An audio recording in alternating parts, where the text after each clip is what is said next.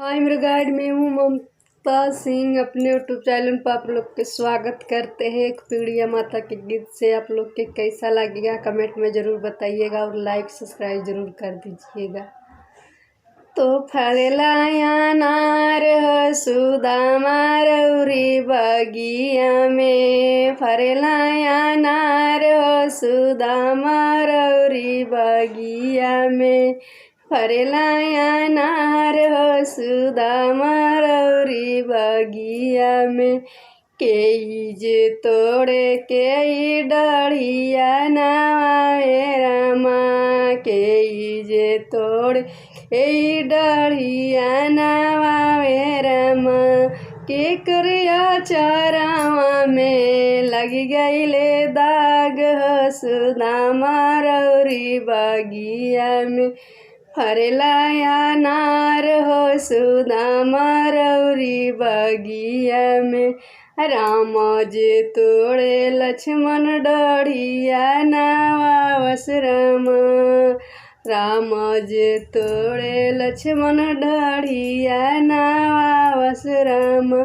सीता के चरावा में लग गईले दाग सुदामा रौरी बगिया में, फरेला अनार सुदामा रौरी बगिया में, फरेला अनार सुदामा रौरी बगिया में।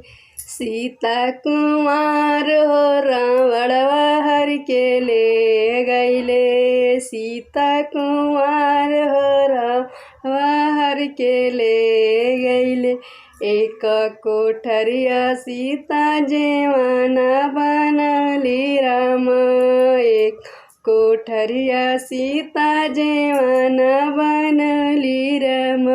एक कोठरिया के खुलल दुआर रावणवा के ले गईले, सीता कुमार रावणवा हर के ले गईले।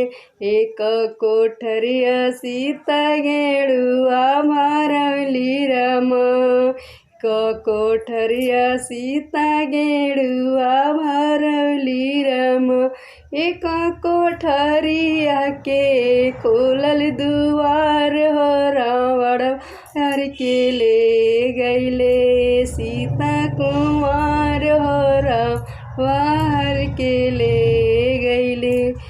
कोठरिया सीता जे गेड़ुआ भरली राम, कोठरिया सीता से जियाड़ा सली राम।